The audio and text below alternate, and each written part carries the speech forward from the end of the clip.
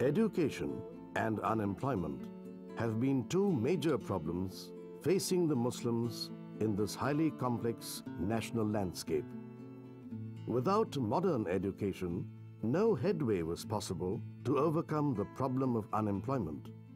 The two were intertwined.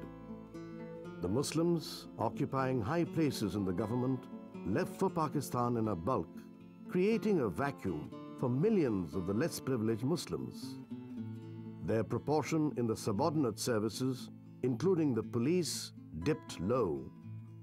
Worse still, the Muslims as a community developed inferiority complex, paying for the guilt of others.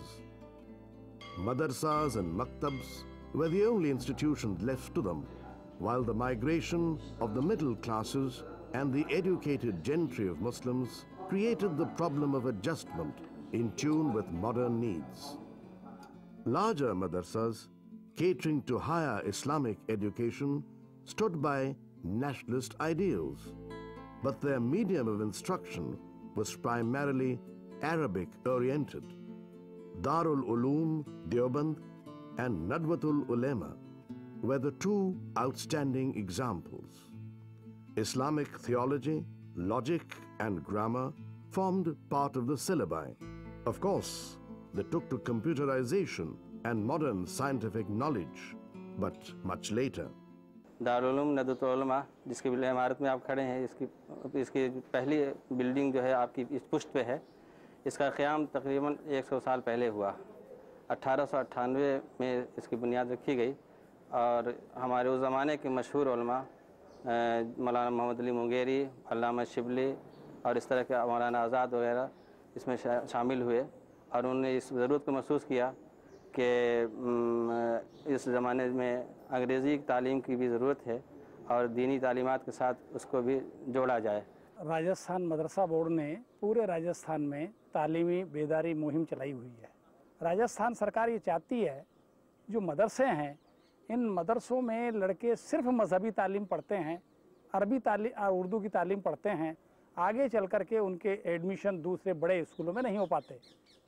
अब सरकार ने तय किया है कि इनमें मजहबी तालीम के साथ साथ मॉडर्न तालीम भी पढ़ाई जाए, जिससे अपने इम्तिहान दे कर के दूसरे क्लासों में जा कर के और वो सर्टिफिकेट लेकर के अपनी तालीम जारी रख सकें। The Aligarh Muslim University followed the Western model, even as Jamia Millia Islamia in Delhi represented synthesis.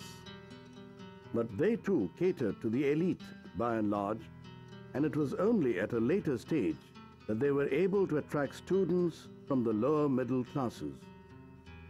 The transition was bound to be slow and painful. I think the most important thing for any community, the Muslims included, to realize is that you cannot be put down or you cannot be made to look small unless you contribute to that process of deterioration or degeneration, either by acts of commission or acts of omission. So if the Muslim in India is faring less well than he wants to or deserves to or needs to, then there is a large contribution that he and his community have made to that situation. And that situation has built up over a period of time. It hasn't happened in a decade or 5 years or 2 years. So the reversal of that situation will also happen only when the community realizes its potential and works towards it and understands that the reversal is also going to take time. In a society where there are many hands on a small pie, you'll see lots of sections being deprived of their rights and their privileges. The pattern of Muslim education is divisible into two streams: modern institutions and madrasas, catering to the traditional mode. जो lacking है हमारे हिंदुस्तान में अगर मुस्लिम के लिए, तो मैं यही कहूँगा कि एजुकेशन यहाँ प्रॉपर मिला नहीं है। उनकी जिम्मेदार कौन है? गवर्नमेंट नहीं है, हम खुद हैं। मेरे पास कुछ लोग आए बीच में कि let's make a, you give some donation, we want to make a Urdu school. I said nothing doing. आप इंग्लिश मीडियम स्कूल खोलिए, हम आपके साथ हैं। बहुत मस्जिद हो गई, बहुत मदरसे हो गए, सिर्फ स्कूलें बनाओ, कॉलेजेस बनाओ, पॉलीटेक्निकल स्कूल बनाओ, जिससे हम औरतों को, हमारी बहनों को पढ़ा सकें। और पहला एजुकेशन माँ होती है। What the Muslim community needs is more education and the advanced and modern education. All Muslims who have really gone through and studied as far as the advanced education is concerned, they made a place for themselves. But to come in the mainstream, to become great business people, to become great intellectuals, the great writers, and having at the present in the forefront, the new ideas, new thinking. I think the more my Muslim brothers read, the more big place they'll make for themselves. Muslim society is changing, but changing slowly. It's not adopting American style or some other style. The idea is that there's a section of Muslims who think that without education, without coming into the mainstream of life, they'll be left behind. So this awareness, is very important, but the progress is slow, I must say. Muslim community needs to concentrate more on education, but the thing is that the largest number of Muslims were craftsmen. And now that the crafts are dying, they will have to now look for education. Indeed, there was a large section of artisans in whose scheme acquiring of skilled labor took precedence over formal education. Moradabad is known for its brassware, but with the changing times, the craftsmen engaged in industry had to adopt new patterns as per the fresh demands in a developing society. They stood up to the modern requirements, and Moradabad brassware was no longer confined to just utensil making of daily use, such as plates and drinking glasses. Those engaged in the industry took to new patterns of exquisite quality based on the wildlife, flora and fauna of India. Muslims are predominantly engaged in this art. They also took to Hindu religious symbols, which fetched not only a good market inside the country, but became particularly popular for foreign tourists who took a fancy to them. Khurja is known for its traditional pottery art. Here too, one comes across innovative patterns.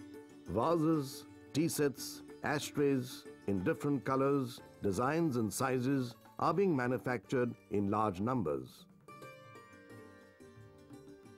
Electrical fittings made of clay are a specialty.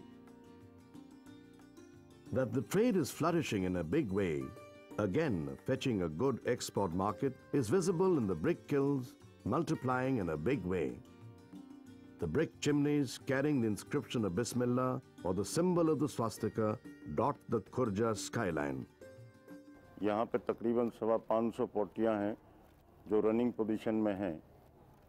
इस वक्त यहाँ जो कारोबारी सिलसिला है, ये मिट्टी पत्थर से हम लोग यहाँ बर्तन, फ्लावर सेट, कटआउट्स वगैरह, इंसुलेटर वगैरह ये सब चीज़ें बनाते हैं और कुछ तादाद में, छोटी तादाद है वैसे वो, का एक्सपोर्ट भी करते हैं।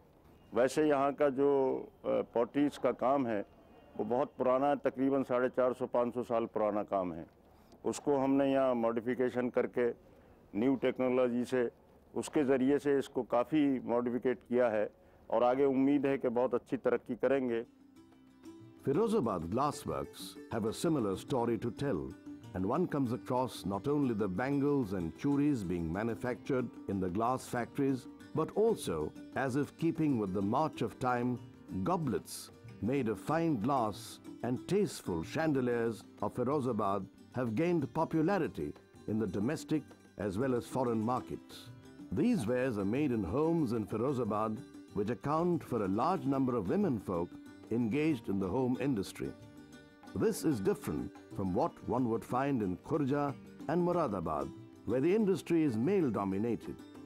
Interestingly, what comes as delicately made glassware in Firozabad is a compound made of borax, perfume and polished material stoked in the fire at the fire kilns.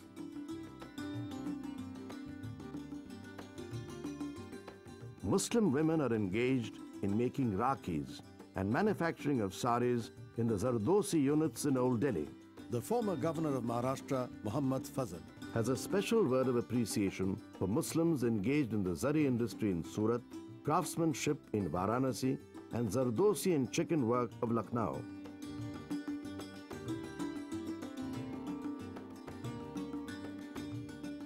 My own town, most of the number of shops are Muslim shops, cloth or tin boxes. Now all the yatris who go for the Magh Mela, the Hindu yatris, they do buy one of the main item purchase is a tin box, and they are all made by Muslims. Banaras, I mean, in the Madhya Pradesh, Kota saris and you've got Chanderi saris, or zari work in Surat is done by Muslims. The beedi industry in Jabalpur, Katni in Madhya Pradesh too fall in their sphere of activity. Muslim motor mechanics in various places, such as western Uttar Pradesh, have had an innate talent yet to be tapped and shaped into a proper professional mode of trade. Thus, craftsmanship has been and is still their strong point. They have the potential of becoming a large reservoir of latent talent and know-how. Artisanship is no longer the profession of the poor and deprived. It has flourished after independence, producing a wealthy class, even as there is no gainsaying that it provides employment to those who have no means to pursue higher education. At the same time, institutions of higher learning belong to a different genre. The Mass Communications Research Center, opened in Jamia Millia, has grown into an institution of international repute. Built with Canadian collaboration, its alumni are found placed in high positions in America, the UK, Europe, and elsewhere. It marked a break from the tradition in terms of equipment, programming, staffing, and the criteria for admissions. You see, a large number of people that you find today in electronic media have been the products of Jamia, and some of them have achieved certain eminence. I would like to mention the name of persons like Barkha Dutt or Fuad Khan, who is working for many of the films. So this is a very unique course, a very coveted, prestigious course, but we don't want to rest on our laurels. So about 2 years ago, we started another course with the support of Ford Foundation. That is development communication. What is notable in the evolution of Muslim education in modern disciplines is the active help of the government to enable the Muslims to come out of the initial sense of desperation, isolation, and diffidence. Indian Muslims have found new avenues of hope, and the theory of their not being the part of the national mainstream no longer holds water. As far as North India is concerned, culturally Muslims were the mainstream, and then the Hindus have taken a century to come into the mainstream. And the rest of India, Bengal, South India, yes, the Muslims had to come into the mainstream, and they have. I mean, Muslims in Kerala and Tamil Nadu, Bengal are part of the mainstream. It's only in North India that the Hindus have had to come into the mainstream. It is in their souls, an artisan, a weaver, a craftsman, a boatman, I don't know, a garage mechanic, because by and large, 5% of Muslims are in the unorganized sector now. It's a tragedy, and it really reflects. Simultaneously, education, critically important. I think in these times, it's critically important to be educated. So in that comes another crisis. Now, is it valid to get a job if you're not educated? I don't know. You know, you've got to be educated. So this is a balancing thing which has to occur simultaneously. They are in the mainstream. Some circumstantially, they are in the backward areas. So you think that they're not in the mainstream. But circumstantially, people who are rich and people who have the means, people who are achievers, and they are all already in the mainstream. Actually, the mainstream is a very much misused and misunderstood phrase, because nobody has defined what is mainstream. Is it the membership of Gymkhana Club in Delhi? Is it the membership of cricket team of India? Is it a membership of the parliament? Is it a membership of the education community? So it's a very ill-defined phrase. There is a myth now. I always find it very hard to understand. I can't understand this. That constantly it has been said that they are not a part of the mainstream. Why are they not part of the mainstream? If you go to a village, they are the ones who behave like farmers. They are tilling the lands. They have all the things that another human being is doing it. So I suppose in that respect that they are struggling to survive daily, they are a part of the mainstream. Why this question at all arises that they are not a part of the mainstream is one difficult one to answer to me. The emergence of Hamdard University, Jamia Hamdard in New Delhi, is another landmark. At a time when the community was led down by their own kith and kin migrating to Pakistan, Hakim Abdul Hamid went about searching for land in the God-forsaken neighborhood in Tughlakabad as a practical dreamer. This showed his innate deep sense of optimism and courage, and his firm belief in the destiny of Indian Muslims in independent India. Hakim Sahib, as he was popularly known, rose from humble beginnings with Unani Dawakhana in Old Delhi. He built up brick by brick, expanding his institution from the walled city to sprawling open spaces in New Delhi to set up a full-fledged university of Unani medicine. It caters to higher education, often drawing deep on modern Western techniques. Jamia Hamdard is the interface between the scientific students which are coming from upper strata and also to those which are coming from the poor background, like Muslim background. And we are offering courses like nursing, like pharmacy and allied health sciences. So this is giving a new, and we have reduced the fees also.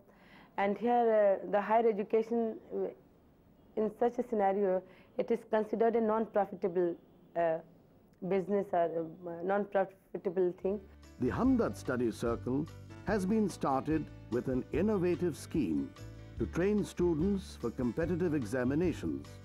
Students taking the Indian Administrative Services examinations and Allied Services examinations have shown encouraging results, and quite a few of them from the Hamdard Study Circle have made it to top positions.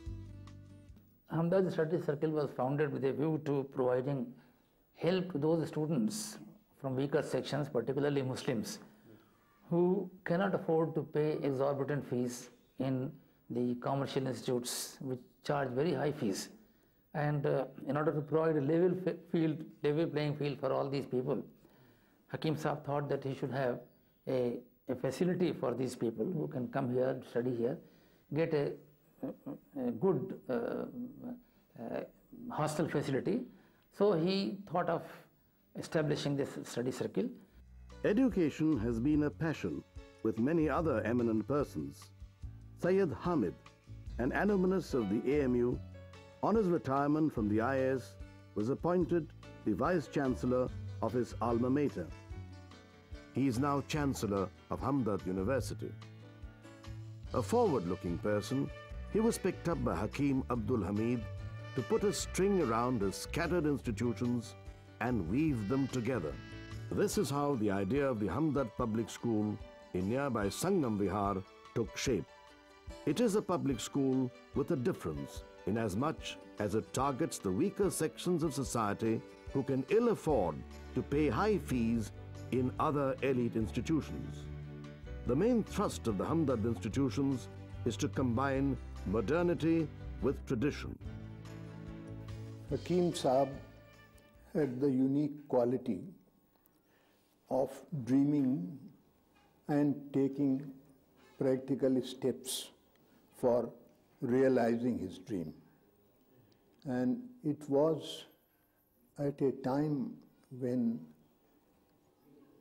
there was madness relating partition on either side of the border, and when people from the minority community were fleeing this place, his vision was that Indians should progress together, and if any section of the Indian population remains backward, it affects the overall performance and progress of the entire nation.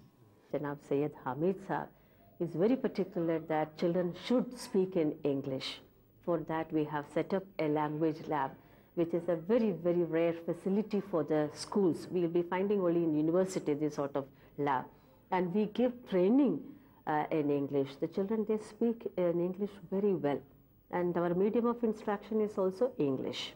And it is compulsory for all the teachers as well as for the students to speak in English. In respect of the school, it's open to all communities. There is a subject, Islamiyat, knowledge about Islam, which is a part of the curriculum. And its Muslim students take up Islamiyat, and non-Muslim students take up value education instead. The Muslim community, they have a lot of potential. I feel it is not tapped yet. And we are trying our best to do that. We encourage the children. We wanted these children to come up. I have noticed a spark in these children. Only thing is that they are not focused. And for that, they need people to guide them and tell them that this is what they require. And you go this way, and then leaving all these irrelevant petty matters aside, and then come forward and they can do excellent work. Talking of tradition, one comes across a host of orphanages and welfare institutions of Muslims working for poor children. One such institution is Bachon Ka Ghar in Daryaganj, New Delhi, which has teaching facilities for needy children. This is a charitable institution which tries to protect and uplift primarily the orphans, but generally those from uprooted families. मैं सन 1995 में यहाँ आया था जब मेरी उम्र 6 साल थी। यहाँ हमें हर तरह की तालीम दी जाती है। हमें स्कूल भी भेजा जाता है। मगरिब के बाद यहाँ हमें दीनी तालीम भी दी जाती है और इंग्लिश भी पढ़ाई जाती है। ट्यूशन दिया जाता है यहाँ इंग्लिश और मैथ का। बच्चों को एडमिशन करने के से पहले ये उनकी एप्लीकेशनें ली जाती हैं। एप्लीकेशन में हम ये देखते हैं कि उस बच्चे के बाप की क्या पोजीशन है। बाप अगर नहीं है तो उसका डेथ सर्टिफिकेट हमें ज़रूरी होता है। 6 साल से ऊपर से लेकर 8 साल तक के बच्चे को हम लेते हैं। हमारे यहाँ इस वक्त जो है 100 से ऊपर बच्चे हैं। इसमें जो है हमारे यहाँ लड़कियाँ अलग हैं, लड़कियाँ हमारी दूसरी जगह हैं, उनको सेपरेट रखा हुआ है। इसकी इनकम का ये है कि कुछ हमें ग्रांट मिलती है कारपोरेशन से, बाकी हमारे यहाँ डोनेशन आता है, ज़कात खराज जो है, जो रमज़ान के महीने में हमारे यहाँ ज़कात आती है वो लोग जो है वो देते हैं।